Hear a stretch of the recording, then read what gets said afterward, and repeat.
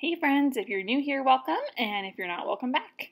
I've got a 12 by 12 layout to share today, and I'm starting off with these gorgeous acetate pansies that I found at Joann. They're just the Park Lane brand, and I wish I had gotten more packs of these because they're so beautiful. They're layered and they're beautiful colors, and I just couldn't wait to work with them. So at first I drew a little heart, and I was going to make kind of a heart wreath out of these little pansies, but I didn't have nearly enough for that plan. So I erased my heart and drew kind of these half circles in the corners. I thought I'd try that next. And looking back, I kind of wish I had stuck with this idea because I think it's pretty cool and pretty unique. But I didn't. I ended up changing my mind. So we're going to end up peeling up all of these pansies and trying something else. And I try a few different ideas before I land on something that I really like. So we're going to bring in some torn paper strips. I believe this is from the Reaching Out collection by Jen Hadfield. It might be a different one. It's Jen Hadfield something. And I just tore off a strip, and I'm trying to figure out where I want to put the pansies in relation to this paper.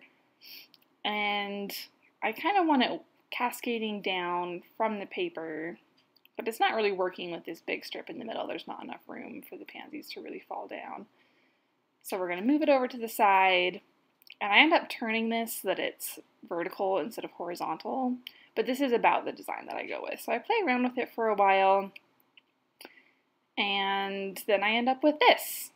And I pulled out another torn paper strip. I'm not sure what collection that's from, but it matches the pansies really well, and I've also got that Inspire Black Thickers word. So I decided to add some mixed media. I'm using mostly Lindy's Magical Powders. I used Laura's Wild Mauve. I think I used the Blueberry Streusel Blue. I'll put the names of all of the colors I used in the description if you're curious. And definitely go check out these Lindy's Magical Powders. They're so much fun to work with. They're so shimmery when they're dry. And I just love them for mixed media projects. And I left the flowers stuck to the page because I wanted underneath the pansies to stay white, so that the lighter colors of the pansies would stay true to color and not be changed by the mixed media. So I'm just going around them, and because these flowers are acetate, I don't have to worry about them getting wet because they don't care. They're just acetate. So I'm just using the packaging technique here, using my brush a little bit, and I'm coming in with various shades of blues and purples just to try and mimic the colors that are in these pansies. And I'm going to come back and bring my papers in and see if I like how it's looking. I'm going to add some splatters. Love the look of splatters. And eventually later, I don't think I filmed this part, but I do come in later with some Prima watercolors to get that light pink shade. There's just touches of light pink in those pansies, and I wanted to bring that in. So I've got my two papers there. I'm bringing my photo back to see if I like how it looks, and I decided that I wanted to extend the mixed media all the way down the edge of the paper. And I really thought I had messed things up when I first put down this purple. I was like, oh, that's way too dark. But I end up kind of blending it out a little bit, and it works out all right. And I'm not using any gesso here. I'm not doing a ton of mixed media. It's just mostly in and around the pansies and a little bit above and below them. So I'm going rogue here, not using any gesso, just slapping down some paint. And I do end up kind of blending out this darker patch at the bottom. And I think it looks all right in the end. So I'm mixing up more of a blue shade to go at the top. A little bit of purple.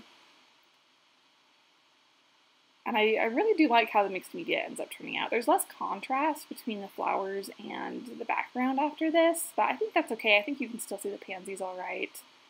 They're definitely still the focal point of the album, or of the layout, I mean. And yeah, I think it turns out pretty good. So I'm going to bring my papers back one more time.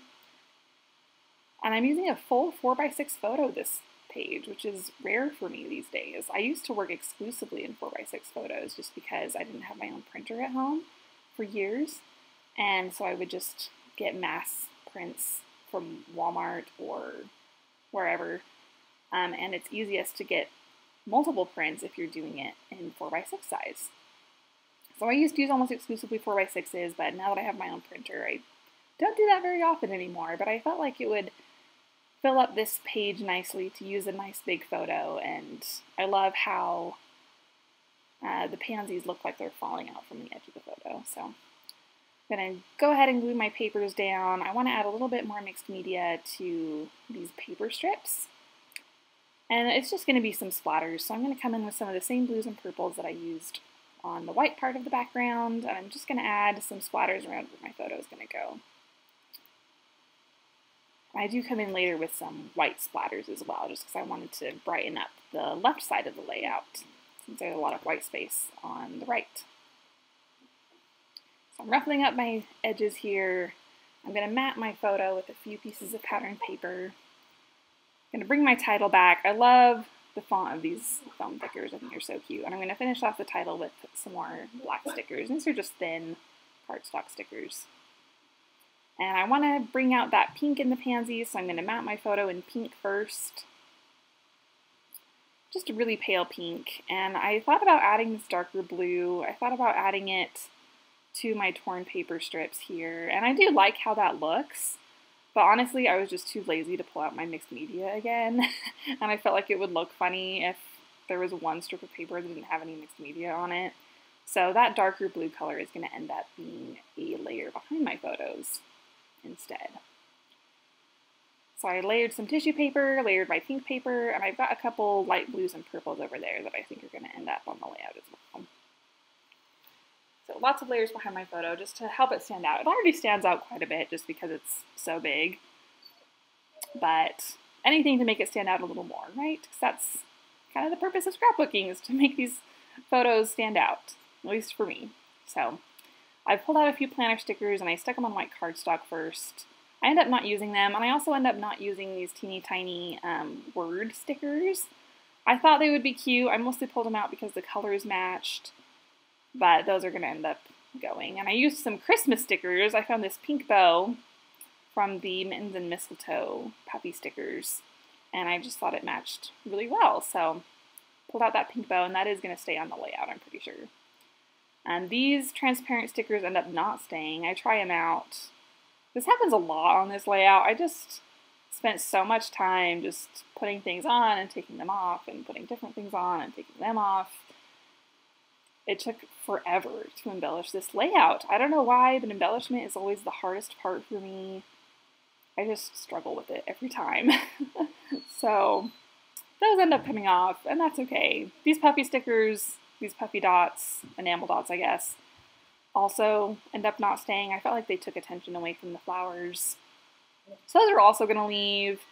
These little fabric sticker things are also going to leave. I have so much footage of me just playing around with embellishments, and I didn't even film everything. It's ridiculous how long the embellishment took me on this page. So, oh, there's my head. You're welcome. So I'm playing around with some more little pink elements, because I wanted to have more than one. I think I end up with just the one, but originally I wanted more, and I decided it was too much. So pulled out this black and white puffy camera, and that is going to stay. I like that it brings in more black, kind of echoes the title in my photo to have these black and white elements here. And if you hear paw prints in the background, those are my dogs. They're running around like crazy. And yeah, so if you hear little footfalls in the background, that's what that is. So I moved the camera and the bow up to the upper left corner of the photo just because I want it to kind of create a diagonal line. I want my title and my embellishment cluster to be in opposite corners. And I don't love how that looks, so I end up moving my title up above the flowers instead of below them. And then I use my little cluster of embellishments at the bottom left of the photo. So I do like that black and white bird, but it ends up not staying. I don't know. It was a struggle. So thanks for bearing with me. If you've stuck around this long, congratulations. Here's where I come in with some white splatters, just to brighten up the left side of that layout. Brighten up that really dark blue paper. And I was so sad to cover up the B side of that paper. It was this really cute cut apart sheet, and there was this adorable pineapple, and I was really sad to cover it up and glue it down. Hopefully I can find another sheet of that cut apart somewhere. So I'm putting foam behind my photo just to pop it up, and there is some white showing from around the pansies, so I'm coming in with that Prima watercolor palette just to make sure that there's a clear, consistent watercolor blob all behind those paper strips and behind the photo.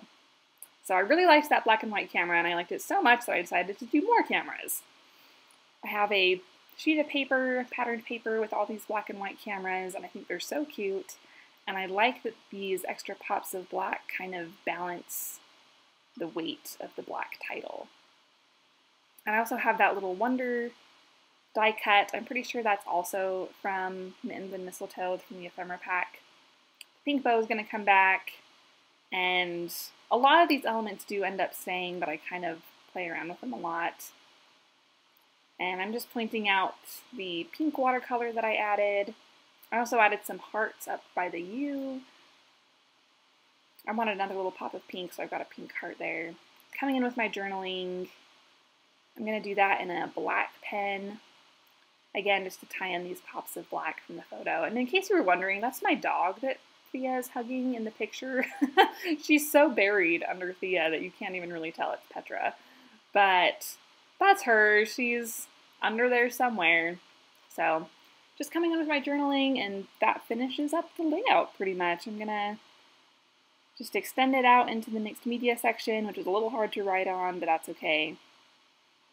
And pretty soon here we're going to have the final images. All I have left is just to write the date. So that's the final layout, and I love how this turned out. It's maybe not my favorite layout, but it's good enough, and I'm pleased with that. So thanks for watching, and stay scrappy.